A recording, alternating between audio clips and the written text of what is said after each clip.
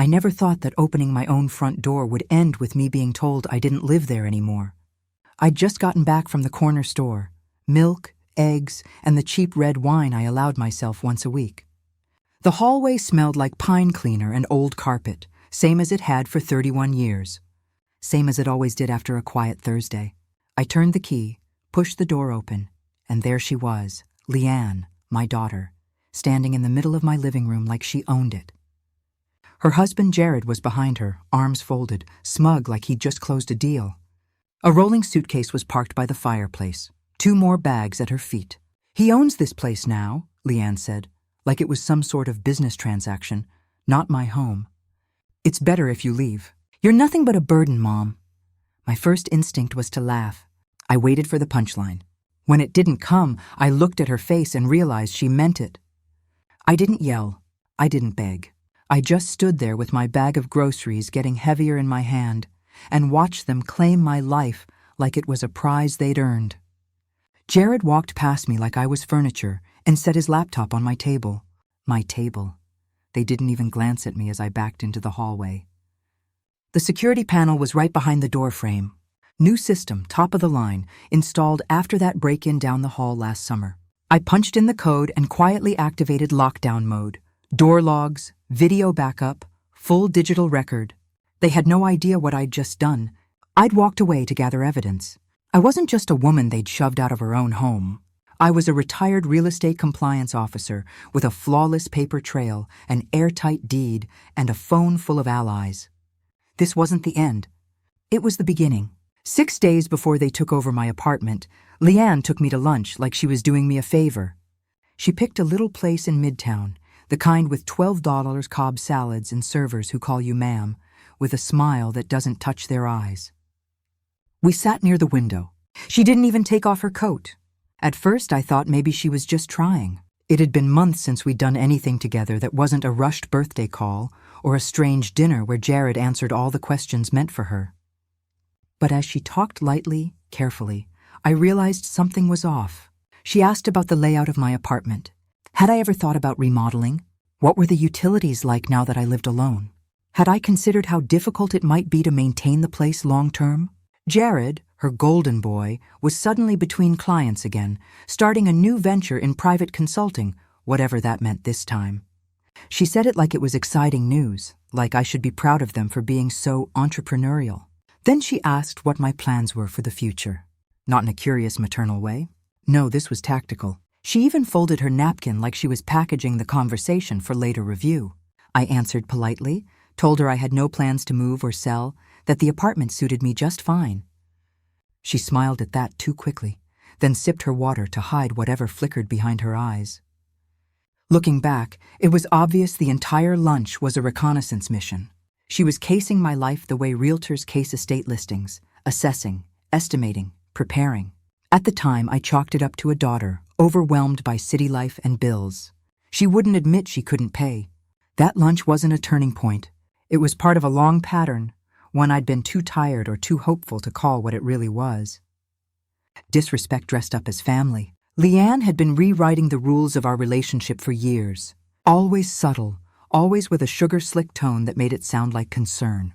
Like the time she accidentally booked the family cabin the same weekend as my birthday, then told me there wasn't enough room. Or when she forgot to include me in the group photo at Tyler's kindergarten graduation and claimed it was a candid shot. I used to tell myself she was just busy, that she meant well but got overwhelmed. It was easier to believe that than to accept the truth. She wanted the benefits of my presence, childcare, money, household help, but none of the emotional or social inconvenience of acknowledging me. Then came the car. My old sedan wasn't much, but it was paid off and reliable. Jared had made a big show one afternoon about how his commute was killing his transmission. "You're not even using it much anymore," Leanne had chimed in. "It had helped us so much." They wore me down, and like a fool, I signed over the title at the DMV while Jared smiled like I'd handed him a winning lottery ticket. Not even a thank you dinner after, just tire marks in my driveway. Still, I made excuses. That's what mothers do. We excuse, we forgive, we hope. Because the alternative, admitting your own child is capable of using you, feels like swallowing glass. But the home, that was sacred. Leanne believed she'd taken control. What she didn't know was that I'd never truly let it go. I sat at my friend Lorna's kitchen table that night, sipping lukewarm tea and watching her dog sleep beneath the radiator. She kept asking if I wanted to stay the weekend, but I couldn't think that far ahead. My mind was already spinning through the paperwork, the filings, the protections I'd quietly built. Steps no one had noticed because no one had thought I was still capable of strategy. They thought I was just a mother, just an old woman. But I'd spent 38 years working in real estate compliance, the last 14 as lead investigator for regulatory enforcement. I'd shut down developers for far less than what Leanne and Jared had pulled. I'd seen every kind of property scam, forged deed, and occupancy lie you could imagine. I didn't just know how to build a case. I knew how to bury someone in one. They'd asked many times if I wanted to add their names to the deed. "Just in case something happens to you," Leanne had said once in a tone so casual I nearly laughed. I'd nodded, said I'd think about it, then did the opposite. I updated the deed to explicitly exclude any secondary claims of ownership. And after that break-in 2 units down last year, I hadn't just upgraded the locks. I'd replaced the entire security system with a motion-tracking digital entry log, cloud-based backups, and real-time alerts. Top of the line. The kind of system that doesn't just keep people out. It proves who went in. 2 weeks before their little ambush, I'd also made quiet changes to my will. The lawyer had asked if I was sure. I was completely. Everything now passed directly to a trust controlled by me, shielded from opportunists. Leanne had always underestimated me. She thought because I didn't fight, I was weak. I needed someone who understood the legal minefield I was about to walk into and wouldn't flinch at the emotional mess behind it. Reggie Clark wasn't just an old colleague. He was the kind of man who read fine print like it was a crime scene and found fingerprints in footnotes. We'd worked together for years back when real estate fraud was booming and ethics were optional in half the industry. I hadn't spoken to him in a while, but when I called, he answered on the first ring. "Leanne finally pulled something, didn't she?" he said, before I'd even finished saying hello. We met the next morning at a quiet cafe 2 blocks from the courthouse. The kind of place with weak coffee and cheap eggs, but no one listening too closely. He brought his laptop, a portable scanner, and a manila folder already half full. "Start from the top," he said, flipping open a notepad. "And don't leave anything out." I told him about the lunch, the fake kindness, the sudden ownership declaration, Jared swaggering in like a landlord. Reggie didn't interrupt once, just nodded, scribbled, and occasionally raised an eyebrow. When I finished, he leaned back and exhaled hard. "This isn't just entitled behavior. It's strategic. They've got a plan, and if we don't move fast, they'll bury you in paperwork and pity stories." He opened his laptop, pulled up the state's property database, and began cross-referencing. "We're going to document everything," he said. "Time-stamped, digitally certified, no gray areas." I nodded. For the first time since that front door moment, I didn't feel alone. "Email me anything unusual," he added. "Texts, letters, even post-its. Anything they leave behind could be a thread we pull later." I slipped him the spare key card copy and the original lease agreement. He smiled like I just handed him ammunition. "Let's hit them where they never thought you'd look," he said. I didn't want revenge. I wanted the truth documented, certified, and to walk straight into a courtroom. The goal was never to drag Leanne through the mud. I wasn't interested in spectacle or shouting matches. What I wanted was simple: expose the fraudulent residency claim, reassert legal ownership, and remove them through formal eviction proceedings. No drama, just cold, precise justice. Reggie called it the surgical route. Clean cuts, minimal noise, maximum impact. I spent the next 2 days gathering every shred of documentation they'd never bothered to hide. Utility bills in my name, insurance policies, bank statements, digital access logs. I even pulled my latest HOA correspondence. All of it proved one thing: I was the only legal occupant of that apartment. They were squatters with a family discount. Still, Reggie reminded me, courts don't run on feelings. They run on paper. So I started building a timeline, not just of when they moved in, but when they began preparing to take over. I backtracked Leanne's launch invite, noted the date, compared it to Jared's online activity. His LinkedIn update the same week announcing a new home office location. I took screenshots, archived everything. No assumptions, only evidence. I wasn't sleeping much, but I didn't feel tired. Something in me had sharpened. Not rage, not fear, just clarity. A woman stripped of illusions and running on straight purpose. The more I dug, the more calculated it all looked. Jared hadn't just followed Leanne's lead. He'd laid groundwork, changed mailing addresses, and forwarded delivery services. There was a quiet bureaucracy behind their invasion. They weren't careless. They were rehearsed. But so was I. For years, I'd taught junior agents how to sniff out fraudulent leases. I'd trained compliance teams on identifying predatory occupancy. And now those skills weren't abstract. They were personal. It didn't take long to find the first crack in their story. It was sitting right by the front door, crumpled and careless, like they assumed I'd never come back. Leanne had always been meticulous about appearances. But Jared was arrogant, and arrogance leaves a trail. The CVS bag caught my eye when I returned one morning to retrieve my sewing kit, something I pretended I needed in order to re-enter the apartment under the guise of being harmless. I walked in slowly, greeted Jared with the kind of strange civility that makes fools think they've won. He barely looked up from his laptop, mumbling something about conference calls and startup chaos. I saw the bag near the shoe rack. Nothing special, just a receipt, a granola bar wrapper, and a folded piece of mail, half-opened, addressed to Mr. Jared Concade with my address, dated 2 weeks before they'd shown up with suitcases. That was the mistake. That backdated envelope was meant to build a timeline, create the illusion of established residency. But mail doesn't lie unless someone tells it to. I slipped it into my coat pocket when Jared went to refill his coffee. By the time I reached the elevator, I had already texted a photo to Reggie. Manufactured occupancy. He messaged back almost instantly. He's planting evidence to fabricate tenancy. Rookie-level fraud. He asked me to drop it off that afternoon. He'd get it scanned, time-stamped, and entered into our growing case file. Later that night, I sat on Laura's couch with a legal pad on my lap, sketching out a diagram. Not of the apartment, but of their plan. The envelope wasn't just an accident. It was a thread, and if I pulled it the right way, the entire web would unravel. They thought mail proved presence, but they forgot that presence requires proof of access, entry logs, lease terms, and legal permission. They played house. I built a case. That night, after dropping off the envelope with Reggie, I went back to the basics, the kind of routine checks I had taught interns during their first compliance rotation. Logins, access points, digital breadcrumbs. People forget how loud their silence becomes when systems keep records. The HOA portal wasn't flashy, but it did its job. I signed in, pulled the visitor logs, then cross-checked them against the security camera timestamps. The building had installed keycard entry 3 years ago. Every resident and visitor had a unique digital signature. Jared's signature didn't appear until 3 days before the confrontation at the door. Not once before. No business calls, no friendly visits, no early move-ins. I downloaded the full report, filtered by his keycard number. Nothing before September 12th. I highlighted the activity range and saved it as a PDF.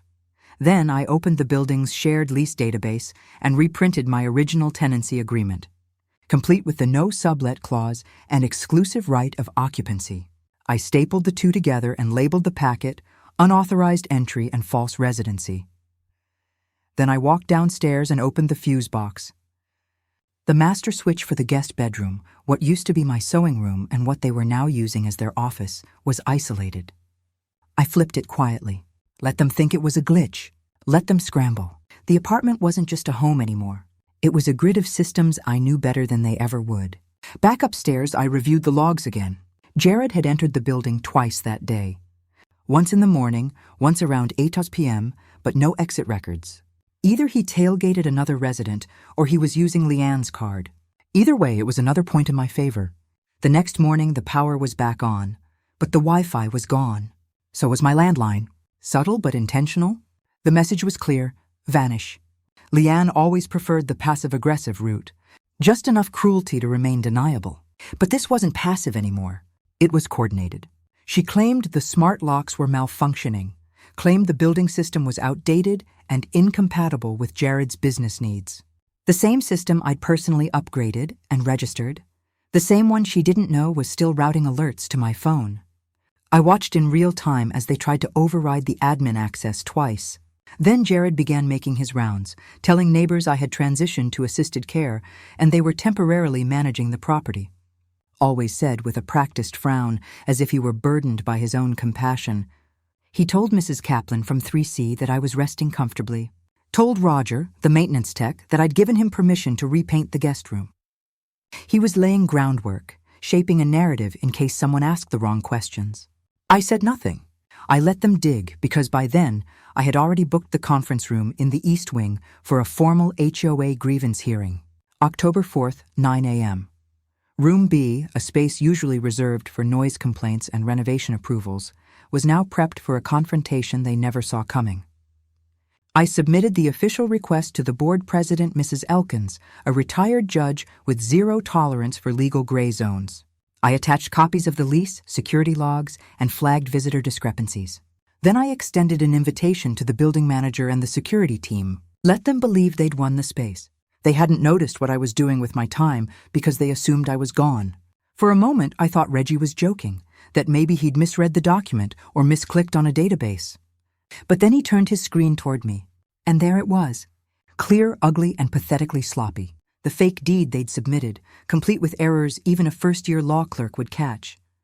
Jared had filed a fraudulent title transfer with the county clerk's office, post-dated by 17 days, notarized by Janine with a signature that looked nothing like mine. And to top it off, it listed a property I hadn't owned in over a decade. They hadn't even bothered to use the correct address. The paperwork claimed the transfer was for my old condo on Grove Street, the one I sold 12 years ago after Bill passed. The moment I saw it, a strange calm settled over me. This wasn't just ambition or desperation. This was stupidity wrapped in arrogance. And there, in neat black ink, just below the signature line, sat Leanne's name. She had signed as a witness. Her handwriting was unmistakable, as familiar to me as my own. Rounded letters, hard over the eye, like she was still 17 and scribbling on notebook margins. The sight of it turned my stomach more than the forgery itself. Because now it wasn't just Jared, it was her, my daughter. She didn't just know about it. She participated in it. She stood beside him and said, "This is fine." Reggie didn't say anything right away. He just sat there, hands folded, watching me process it. "We're beyond gray area now," he finally said. "This is active title fraud, Mrs. Daly. Premeditated, documented, prosecutable." I nodded, still staring at the printout. Part of me expected to feel fury, but what came instead was something quieter and heavier. Not rage, not betrayal, just the end of illusion. I never thought I'd be the kind of woman who didn't want to go home, but that's what happens when your home becomes a crime scene with your daughter's signature on the paperwork. For 2 nights, I stayed on Lorna's couch, listening to the dull tick of her grandfather clock echo through the silence. Every hour, a quiet reminder that I didn't belong there. She was kind, too kind. She insisted I stay as long as I needed, kept offering me herbal tea and soft blankets. But I saw the unease in her eyes, not judgment, pity. She didn't know what to say to a woman thrown out of her own home by her own blood. And honestly, I didn't either. I kept staring at my phone, flipping through old photos without really seeing them. Leanne smiling at her college graduation, Jared holding Tyler at the zoo, all of us laughing over burnt cookies one Christmas. Memories that now felt like pieces from someone else's life. None of it added up to this. None of it explained how a daughter goes from asking for help to forging your signature and locking you out of your own bedroom. I couldn't sleep, couldn't eat. The betrayal sat in my chest like a stone. I found myself reaching for Bill's old sweater, the one I hadn't worn since the second winter after he died. It still smelled faintly of cedar and old aftershave. That night, curled up on a borrowed couch with his sweater wrapped around me like armor, I let the grief come, not just for what I'd lost, but for the mother I had been. The one who made cupcakes at midnight. The one who worked overtime to buy violin lessons. The one who said yes too many times, even when it hurt. There was nothing dramatic about it. No confrontation in the hallway. No raised voices or slamming doors. Just a single sheet of paper printed in bold, clipped neatly to the front door they thought was theirs. Occupancy challenge notice, HOA Room B, October 4th to 9 a.m. I made sure the language was formal, clinical, undeniable, not emotional, not personal, just business. And I made 3 copies. One for the door, one for the HOA office, and one hand-delivered to Mrs. Elkins, who read it twice and nodded once. No questions. She had presided over hearings involving noise complaints and subletting violations for nearly a decade. But this was a new kind of offense: title fraud and illegal occupancy by family. I could tell she was curious, maybe even a little eager. The hearing date wasn't arbitrary. It gave them just enough time to feel confident, to settle in, to believe that I had slunk away for good. I knew Leanne would take the bait. She'd show up with that same manufactured calm she used at job interviews, clutching some vague folder of proof and hoping the presence of her husband would lend authority. I also knew Jared couldn't resist a stage. The email RSVP he sent to the HOA was smug. 2 sentences of thinly veiled condescension. "We'll be there, happy to clarify things." Clarify what exactly? That they forged a deed. That they told the neighbors I was in assisted living. That they'd unplugged my phone and tried to overwrite the locks. I didn't answer the email. I simply forwarded it to Reggie, who responded with one line. "Perfect. That's an acknowledgement of notice." I spent the night before the hearing sorting the file into 4 folders. One for Mrs. Elkins, one for the HOA attorney, one for the building manager, and one for the record. Tabs color-coded, exhibits labeled, every page time-stamped. The conference room smelled like dust and toner, and the kind of cheap institutional coffee that stains your teeth if you drink more than 2 sips. I arrived 15 minutes early. They were 7 minutes late. It was a bland room, beige walls, metal chairs, too much air conditioning. But that morning, it might as well have been a courtroom. Reggie sat to my left, his laptop already open, file folders arranged like a deck of cards, ready to be played. Across the table, Mrs. Elkins adjusted her glasses and tapped a yellow notepad. The building manager sat quietly by the window, flipping through copies of the exhibits I'd submitted the day before. 3 others from the HOA board filed in behind them, murmuring greetings, but offering no small talk. This wasn't a brunch. It was a hearing. When the door finally opened and Leanne walked in, she had sunglasses on despite the flickering fluorescent lights. Jared followed close behind, wearing a blazer 2 sizes too tight and carrying a manila folder like a child with homework he didn't understand. I didn't rise when they entered. I didn't even look up. I simply turned another page in my notes, as if they were 2 strangers about to explain themselves to a room that no longer bought their performance. They took their seats without speaking. Leanne crossed her legs and kept glancing at the folder in front of her, fingers twitching like she was waiting for a script that never arrived. Jared smirked once, then lost it when he finally noticed Reggie already logged into the county property database projected on a portable screen for all to see. The fake deed was queued up, highlighted in red, the inconsistencies, font mismatches, wrong address, invalid notary ID marked with digital notes. No one said it aloud, but the shift in the room was instant. I didn't need to raise my voice. The document spoke louder than I ever could. Reggie started the presentation like a seasoned litigator, calm and methodical. He didn't dramatize or editorialize, just laid out the facts page by page, timestamp by timestamp. First came the security footage, high-resolution clips showing Jared entering the building for the first time on September 12th at 9:14 a.m., holding a suitcase, glancing over his shoulder like a man who knew he didn't belong there. We let it play in silence. The next clip showed Leanne following behind with a garment bag, typing rapidly on her phone. They never looked up at the camera. Then came the HOA keycard logs. Reggie cross-referenced them with the footage and pointed out the complete absence of any earlier activity. No digital record of entry before September 12th, he said plainly. No history of access, no visitor logs under either name. Leanne shifted in her chair. Jared glanced at the folder in front of him but didn't open it. We moved to the forged deed projected full screen, blown up large enough for the typos to practically shout.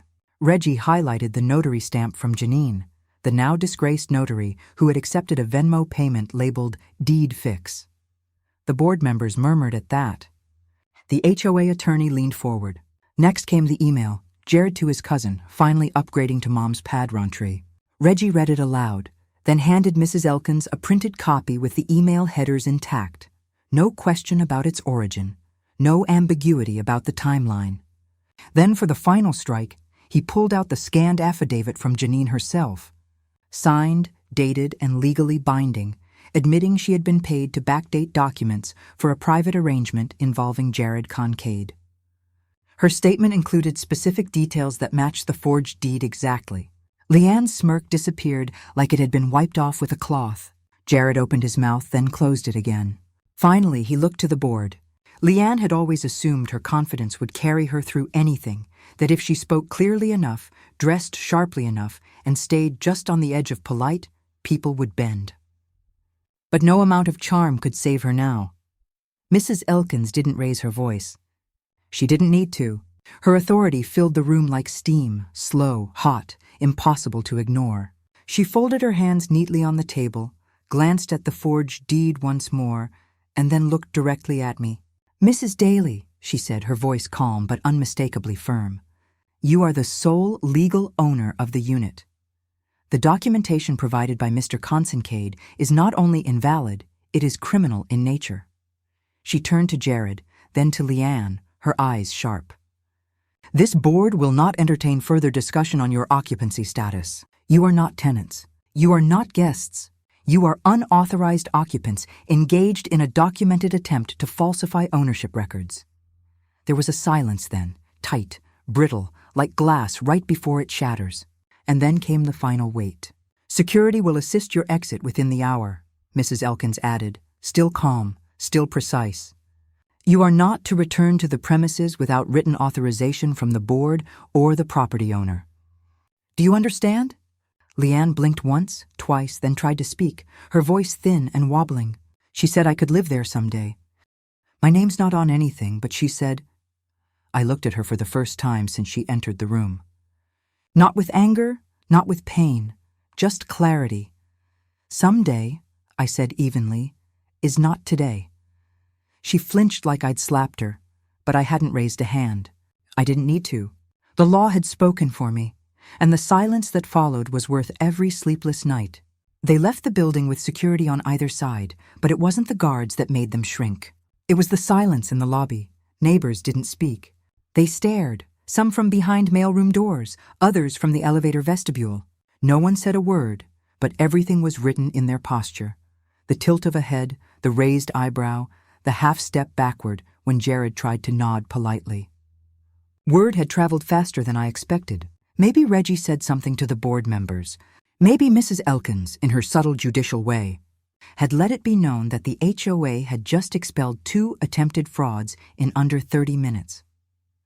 Regardless of how it spread, the result was the same, isolation. Later that evening, Mrs. Kaplan from 3C knocked on my door with a Tupperware of lentil stew and said nothing about the hearing. She just placed it gently on my kitchen counter, patted my arm and said, "I'm glad you're home." But that was just the start. 2 days after the hearing, Jared's name vanished from the Brennan Consulting website. The company, his precious startup that he claimed was about ethical property strategy, released a brief internal statement about a violation of corporate values and terminated his contract. Reggie had sent them the file unprompted. He said it was a professional courtesy. Leanne's social circle started to shrink just as quickly. Her group chats, once buzzing with messages about home decor and brunch reservations, went quiet. Someone had screenshotted the hearing notice posted on the HOA bulletin board. Someone else had shared the public records from the county clerk's office. The forged deed was flagged with a fraud review alert. No one wanted their name tied to hers. They hadn't just lost the apartment. They lost credibility. It's one thing to be exposed. It's another to have the exposure carry legal weight. And I made sure it did. The morning after the hearing, Reggie filed the full report with the county clerk's fraud division. It wasn't just a courtesy filing.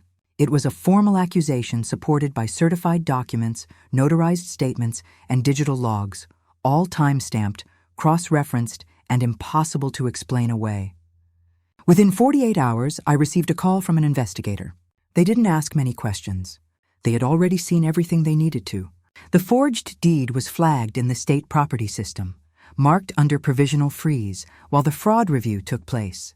That meant Jared couldn't use it as collateral, couldn't show it to a landlord, a lender, a single soul, without triggering a red banner across every database. It followed him like a shadow, and that email to his cousin, the one bragging about rent-free living, was submitted as evidence of premeditation. The HOA board, not content to let the matter rest quietly, voted unanimously to ban both Leanne and Jared from future residency applications in any affiliated property across the management network. It wasn't just this building anymore. It was every property they managed across the county, a permanent flag attached to their names. And then came the civil penalties. The building's legal team filed a claim for reputational damages and unauthorized occupancy backed by the HOA's bylaws. The court set the fine at $5,000, not because the building needed the money, but because consequences needed a number. It wasn't about repayment. It was about accountability. The defamation complaint I filed related to Jared's false claims that I was in assisted care was still pending, but the letter from the attorney arrived at their rental mailbox 3 days later. I didn't send it certified. I didn't need proof they read it. I knew they would. For once, they'd finally have to sit with something they couldn't explain away over wine and excuses.